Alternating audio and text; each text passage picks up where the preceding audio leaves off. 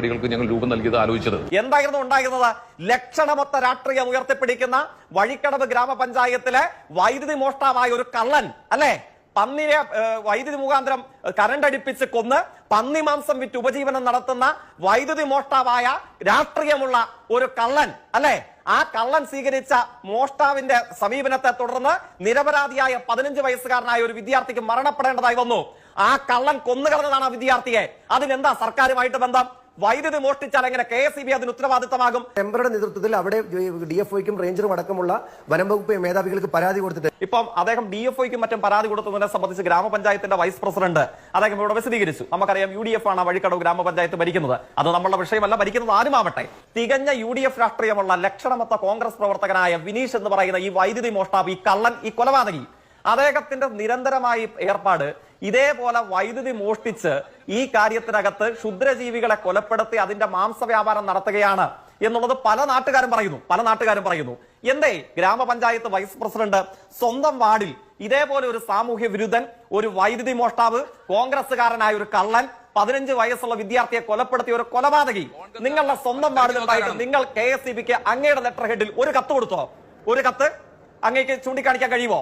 അങ്ങയുടെ ലെറ്റർ ഹെഡിൽ ഗ്രാമപഞ്ചായത്ത് vice president എന്റെ വാർഡിൽ നിരന്തരമായ ഒരു കോൺഗ്രസ് പ്രവർത്തകൻ വൈദ്യുതി മോഷണം നടത്തിയതാ, ഇതേപോലെ ക്ഷുദ്രജീവികളെ കൊന്ന് അതിന്റെ മാംസവ്യാപാരം നടത്തിയ ഒരു സാമൂഹ്യ വിരുദ്ധനായി ജീവിക്കുന്നു, നിങ്ങൾ ഇടപെടണം. ഗ്രാമപഞ്ചായത്ത് വൈസ് പ്രസിഡന്റിനും ഗ്രാമപഞ്ചായത്ത് ഭരണസമിതിയും നിരായുധരാണ്, ഞങ്ങൾ നിസ്സഹായരാണ്, ഞങ്ങളെ കൊണ്ടൊന്നും ചെയ്യാൻ കഴിയുന്നില്ല, KSEB ദയവായി ഇടപെടണം. അങ്ങൊരു കത്ത് കൊടുത്തോ?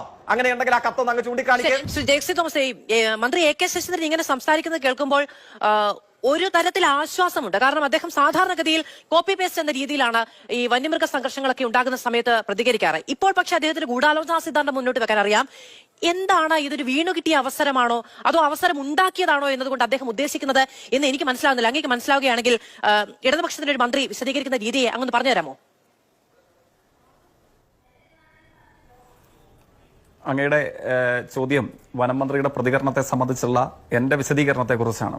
തീർച്ചയായിട്ടും പരിമിതമായ ഒരു എന്റെ അറിവിൽ നിന്നുകൊണ്ട് ഞാൻ അതിനൊരു വിശദീകരണം നൽകാൻ വേണ്ടി ശ്രമിക്കാം. പക്ഷെ അതിന് തൊട്ടു മുമ്പ് ഈ വാർത്തയിൽ അങ്ങ് ആമുഖമായി സൂചിപ്പിച്ചതുപോലെ നമ്മുടെ എല്ലാവരുടെയും സാധാരണഗതിയിൽ ഏതു മരണവും നമ്മുടെ എല്ലാവരുടെയും ഹൃദയത്തെ പിടിച്ചുലയ്ക്കുന്നതാണ്.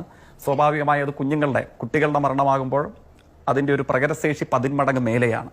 പ്രത്യേകിച്ച് 15-14 വയസ്സൊക്കെയുള്ള, മാത്രമല്ല ഞാൻ അവിടെ നിന്ന് കേട്ട വിവരങ്ങൾ വസ്തുതാപരമെങ്കിൽ വീടിന്റെ മുറി നിറയെ ചിത്രങ്ങൾ വരച്ചിരുന്ന, വായിച്ച് വളരുവാൻ വേണ്ടിയിട്ട് ആപ്തവാക്യം എന്നതുപോലെ തന്റെ മുറിക്കുള്ളിൽ വാചകങ്ങൾ എഴുതി വെച്ച, ജീവിതത്തെക്കുറിച്ച് നിറമുള്ള പ്രതീക്ഷകളൊക്കെയുള്ള നല്ല സർഗാത്മക ശേഷിയുള്ള ഒരു കുട്ടിയെയാണ് നമുക്ക് നഷ്ടപ്പെട്ടത്. ആ അർത്ഥത്തിൽ നമ്മളെല്ലാവരും വേദനിക്കുന്നുണ്ട് എന്ന് തന്നെയാണ് ഞാൻ മനസ്സിലാക്കുന്നത്.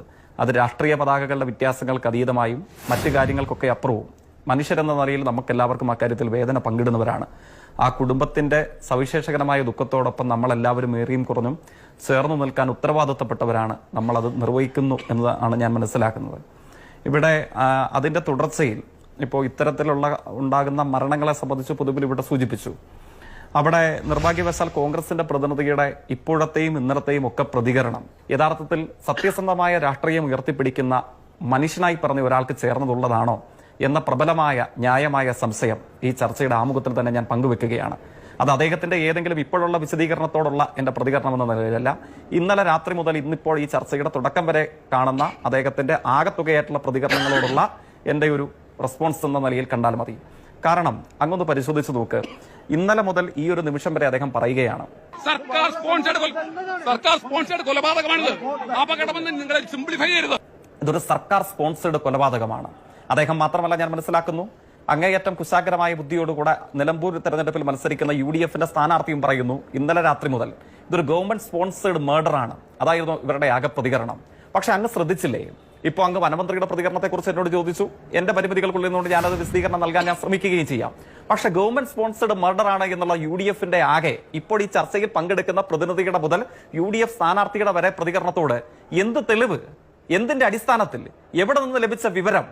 തങ്ങളുടെ മുമ്പിൽ സംഭവിച്ച മരണങ്ങളെ സംബന്ധിച്ച്, അപൂർവമെങ്കിലും അവിടെ ഉണ്ടായ മരണങ്ങളെ സംബന്ധിച്ച് ആ UDFന്റെ പ്രതിനിധിയുടെ പേരുകൾ ചൂണ്ടിക്കാണിച്ച് വിശദീകരിച്ചല്ലോ. ഒരു മണിയുടെ പേര് വിശദീകരിച്ചു, ഒരു അബ്ദുൾ റഷീദിന്റെ പേര് വിശദീകരിച്ചു, 2 പുരുഷന്മാരും ഒരു സ്ത്രീയും ഉൾപ്പെടെയുള്ള ആളുകളുടെ പേര് വിശദീകരിച്ചു. 2 മാസങ്ങൾക്ക് മുമ്പ് ഇത്തരത്തിൽ അവിടെ മരണപ്പെട്ട ഒരാൾ കോൺഗ്രസിന്റെ സജീവ പ്രവർത്തകനാണ്. എവിടെ വഴി തടഞ്ഞു? കേരളത്തിൽ ആകെ പ്രവർത്തിക്കുന്ന നേതാവായതുകൊണ്ടായിരിക്കുമല്ലോ അങ്ങ് നിലമ്പൂർ ആശുപത്രിയുടെ മുമ്പിൽ പോയി നിന്ന് ആശുപത്രിയിലേക്ക് ഒരു മനുഷ്യനെ കയറാനും കടക്കാനും പറ്റാത്ത വിധത്തിൽ അങ്ങയുടെ നേതൃത്വത്തിൽ റോഡ് ഉപരോധം നടത്തിയത്. നിലമ്പൂരുകാരനായ DCCയുടെ പ്രസിഡന്റ് ഇവിടെ പോയി അങ്ങ് ചോദിച്ചോ എന്തുകൊണ്ട് അദ്ദേഹം അവിടെ ഉണ്ടായില്ല?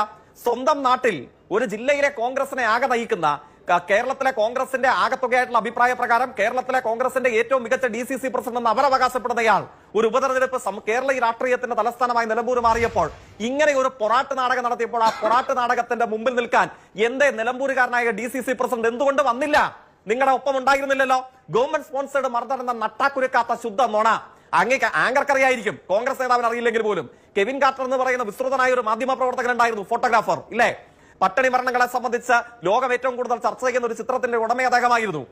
കഴുകൻ കണ്ണുകളോടുകൂടെ വിശന്ന് വലയുന്ന കുഞ്ഞ് മൃതപ്രായനായി മാറുന്നത് കണ്ടുകൊണ്ടിരിക്കുകയും മരണത്തിന് ശേഷം ആ കുഞ്ഞിനെ തിന്നുന്നത് ആഗ്രഹത്തോടുകൂടെ നോക്കി നിൽക്കുകയും ചെയ്യുന്ന കഴുകന്റെ ചിത്രം പകർത്തിയത് കെവിൻ കാർട്ടർ ആയിരുന്നു. പക്ഷേ പിന്നീട് ന്യൂയോർക്ക് ടൈംസിൽ അത് അച്ചടിച്ച് പ്രസിദ്ധീകരിച്ചപ്പോൾ അദ്ദേഹത്തിന് പറയാൻ മറുപടി ഉണ്ടായിരുന്നില്ല. ലോകമാകെ തിരക്കിയത് പട്ടിണിയെ സംബന്ധിച്ചുള്ള അദ്ദേഹത്തിന്റെ ചിത്രം അർത്ഥപൂർണ്ണമാണ് എന്ന് വിശദീകരിക്കാൻ മാത്രമല്ല, ലോകത്തിന് അറിയേണ്ടത് ആ കുഞ്ഞിന് എന്ത് സംഭവിച്ചു എന്നുള്ളതായിരുന്നു. ആ മാധ്യമ പ്രവർത്തകന്, ഫോട്ടോഗ്രാഫർക്ക് പറയാൻ മറുപടി ഉണ്ടായിരുന്നില്ല. കെവിൻ കാർട്ടർക്ക് സംഭവിച്ചത് എന്താണ്?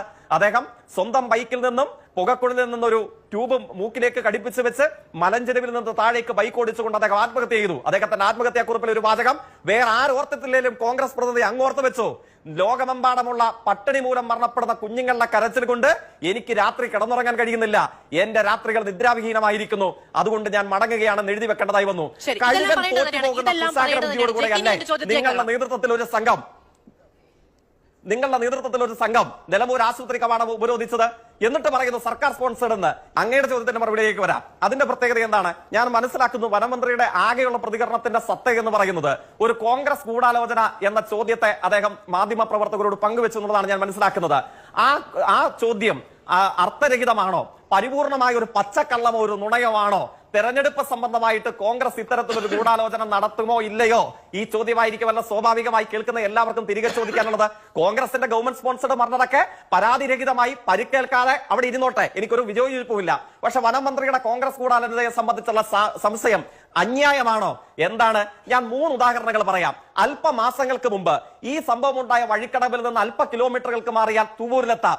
ആ തുവൂരിൽ ഇദ്ദേഹത്തിന്റെ കോൺഗ്രസ് പ്രതിനിധിയുടെ സഹപ്രവർത്തകനായ ഒരു വിഷ്ണു ഉണ്ടായിരുന്നു. UDYF അതാണല്ലോ കോൺഗ്രസ് പ്രതിനിധി ആവർത്തിച്ചത്. അദ്ദേഹത്തിന്റെ സഹപ്രവർത്തകയായ സുഹൃത്തായ ഒരു വനിത സുജാതയെ സ്വന്തം വീടിന് മുമ്പിൽ കൊന്നു കുഴിച്ചിട്ടു. അതായത് സുജാത എന്ന് പറയുന്ന സ്ത്രീയെ സ്വന്തം വീടിന് മുമ്പിൽ കുഴിച്ചിട്ടിട്ട് ആ കൊലപാതക പോലീസ് സ്റ്റേഷനിലേക്ക് മാർച്ച് നടത്തിയത് കോൺഗ്രസിന്റെ ചെറിയ നേതാവായിരുന്നില്ല, ഈ നിലമ്പൂരിന് സമീപമുള്ളിടത്ത മണ്ഡലം സെക്രട്ടറി ആയിരുന്നു. പോലീസ് കൈയോടെ പിടിച്ചു.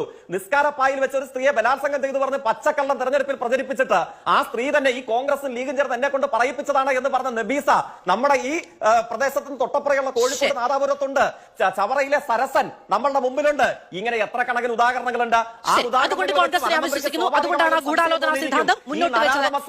നിലമ്പൂരിലും ഇതേപോലെ തന്നെ ചെയ്തതാണോ? നടപടിയെടുക്കും എന്ന് വൈദ്യുതി വകുപ്പ് മന്ത്രി പറയുന്നുണ്ട്. ഇനി നടപടിയെടുത്താൽ ഇനി ഇരകൾ ഉണ്ടാകില്ല എന്നതിനപ്പുറത്ത് നഷ്ടപ്പെട്ടതൊന്നും നമുക്ക് തിരിച്ചു കിട്ടുമില്ല. കേരളത്തിന്റെ വനം വകുപ്പ് അതോടൊപ്പം തന്നെ KSEB ഈ കാര്യത്തിനകത്ത് എന്തെങ്കിലും ഒരു പോരായ്മ സംഭവിച്ചിട്ടുണ്ടോ? ഉണ്ടെങ്കിൽ പരിശോധിക്കപ്പെടുകയും നേരിയ പോരായ്മയെങ്കിലും മറ്റേതെങ്കിലും ഒരു അന്തരീക്ഷത്തിൽ ഉണ്ടായിട്ടുള്ളതുപോലെ അത് മാപ്പർഹിച്ച് അങ്ങ് പൊറുക്കാവുന്ന ഒരു കുറ്റമായി വിടാൻ പാടില്ല എന്ന സുചിന്തിതമായ നിലപാട് തന്നെയാണ് ഞങ്ങൾക്ക് എല്ലാവർക്കും ഉള്ളത്. ഇടതുപക്ഷ രാഷ്ട്രീയത്തിന്റെ പ്രതിനിധികൾ എന്ന നിലയിൽ ഞങ്ങൾക്ക് എല്ലാവർക്കും അത് തന്നെയാണുള്ളത്.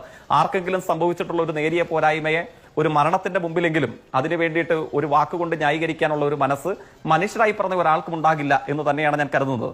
പക്ഷെ പ്രത്യേകത ഇവിടെ അങ്ങനത്തെ ഒരു അടച്ചാക്ഷേപിക്കലിന് സാധ്യതയുണ്ടോ എന്നുള്ളതാണ്.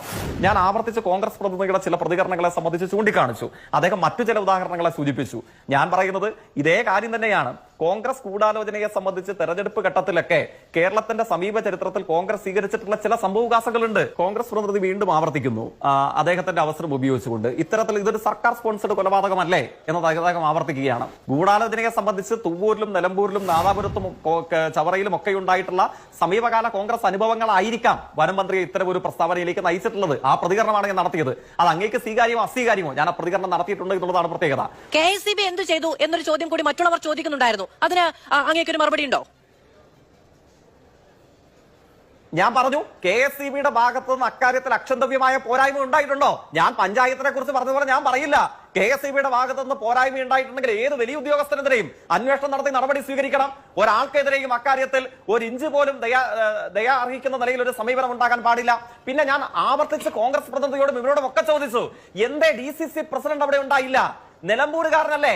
കൊല്ലത്ത് നിന്നുള്ള കോൺഗ്രസ് നേതാവ്, സംസ്ഥാന അടിസ്ഥാനത്തിൽ പ്രവർത്തിക്കുന്ന കേരളത്തിലെ ഏറ്റവും സമുന്നത കോൺഗ്രസ് നേതാവായതുകൊണ്ട് നിലമ്പൂർ ജില്ലാ ആശുപത്രിയുടെ മുമ്പിൽ വന്ന് ഉപരോധം നടത്താം. ഞാനതിൽ ഒരു തെറ്റും പറയുന്നില്ല. സ്വാഗതാർഹമാണ് അങ്ങയുടെ സമരം. കൊല്ലത്തു നിന്നുള്ള അങ്ങേക്ക് നിലമ്പൂരിൽ വന്ന് സമരം നടത്താനുള്ള എല്ലാ അവകാശമുണ്ട്, ഒരു തർക്കവുമില്ല. പക്ഷെ നിലമ്പൂരുകാരനായ കേരളത്തിലെ ഏറ്റവും മികച്ച DCC പ്രസിഡന്റ് എന്ന് അങ്ങയേക്കാൾ വലിയ നേതാക്കന്മാർ, പ്രതിപക്ഷ നേതാവും PCC പ്രസിഡന്റും ഒക്കെ അംഗീകരിച്ച് അരിയിട്ട് വാഴിച്ച നിലമ്പൂരുകാരനായ DCC പ്രസിഡന്റ് എന്തേ നിങ്ങളുടെ സമരത്തിൽ പങ്കെടുത്തില്ല? എന്തേ അദ്ദേഹം അല്പ മണിക്കൂറുകൾക്ക് മുമ്പ് അങ്ങയും അങ്ങയുടെ സ്ഥാനാർത്ഥിയും ഒക്കെ നടത്തിയ ഈ പൊറാട്ട് നാടകത്തിനെതിരെ അദ്ദേഹം ശബ്ദിച്ചതായിട്ടുള്ള മാധ്യമ വാർത്തകൾ പുറത്തു വരുന്നു. അതിനെക്കുറിച്ച് ചോദിച്ചപ്പോൾ അദ്ദേഹത്തിന് മറുപടിയില്ലല്ലോ. ആവർത്തിച്ച് അദ്ദേഹം നടക്കില്ല. മാധവ്, ഇതിവിടെ ക്ലാരിഫൈ ചെയ്യണം. എന്താണ് ജോയിയുടെ ഭാഗത്തുണ്ടായ ക്ലാരിഫിക്കേഷൻ പറയണം. രാഷ്ട്രീയം പറഞ്ഞു പോകുമ്പോൾ പക്വത ഉണ്ടാകണം, മാന്യത ഉണ്ടാകണം. ഇതുപോലെ വിവരക്കേട് പറഞ്ഞു പോകരുത്, വൃത്തികേട് പറഞ്ഞു പോകരുത്. അല്ല, ഇപ്പൊ ഇവിടെ എന്താണ് ഞാൻ കോട്ട് ചെയ്തത് കേരളത്തിൽ 1, 2, 3 സ്ഥാനം അവകാശപ്പെടുന്ന ദൃശ്യമാധ്യമങ്ങളെയാണ്. ആ ദൃശ്യമാധ്യമങ്ങളിൽ വന്ന വാർത്തയാണ് ഞാൻ കോട്ട് ചെയ്തത്. അങ്ങേക്ക് മാധ്യമങ്ങളെ ചീത്ത വിളിക്കണമെങ്കിൽ അവരെ നേരിട്ട് ചീത്ത വിളിച്ചോ. എന്നെ ചാരിയിട്ട് കേരളത്തിലെ മാധ്യമങ്ങളെ ചീത്ത വിളിക്കേണ്ടതില്ല. കേരളത്തിൽ 1, 2 സ്ഥാനം അവകാശപ്പെടുന്ന ദൃശ്യമാധ്യമങ്ങൾ ഇതിനോടകം അങ്ങയുടെ സ്ഥാനാർത്ഥിക്കെതിരെ അങ്ങയുടെ DCC പ്രസിഡന്റ്, വെറും DCC പ്രസിഡന്റ് അല്ലല്ലോ, കേരളത്തിലെ ഏറ്റവും മികച്ച DCC പ്രസിഡന്റ് എന്ന് അങ്ങയേക്കാൾ വലിയ നേതാക്കന്മാർ, കേട്ടോ, അങ്ങയേക്കാൾ വലിയ നേതാക്കന്മാർ വിലയിരുത്തിയ ആ DCC പ്രസിഡന്റ് അങ്ങയുടെ സ്ഥാനാർത്ഥിക്കെതിരെ പറഞ്ഞത് ഞാനല്ല.